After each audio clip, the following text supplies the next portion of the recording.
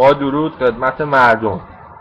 خواستم از همین تریبون خدمت مقام معظم رهبری و ریاست محترم جمهور ملقب به پتومت عرض ادب کنم، خصوصا مقام عظمای ولایت که فرمودن نظر ایشون به آقای احمدی نژاد نزدیکتر است. جا داره به این دو بزرگوار برای ریدن به اوضاع مملکت خسته نباشید بگن. آخه پوفیوزا، بی همه چیزا، بی سوادا، این چه وضعیه تو این مملکت امام زمان درست کردی؟ نمیگی چای مسترهای جمع کردن پرشه امام زمان بیاد بالا، چه جوابی دارید بهش بدید؟ شما دو نفر رسما ریدید به آرمانهای امام باطل.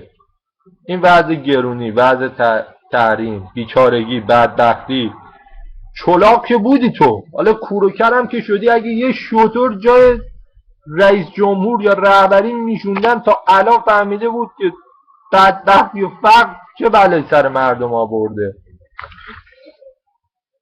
شما حرومزاده ها هر روز دارید غرور و شرف ایران رو به لجن میکشید. حیثیت مرد پدر ایرانی رو در برابر خانوادهش له کردید. خاک تو سر ما مردم که یه بار مردن میترسیم ولی روزی 100 بار نمیمیریم. اون صف مرغه، برو ببین اون صف مرغه.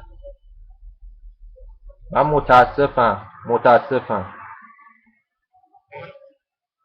خاک تو سر ما. نظر تو به احمدی نژاد نزدیکتره. نه، خاک تو سره. او چای مسترهای جمع کردن پرشه و امام زمان بیاد بالا چی میخوای بهش بگی؟ نکبت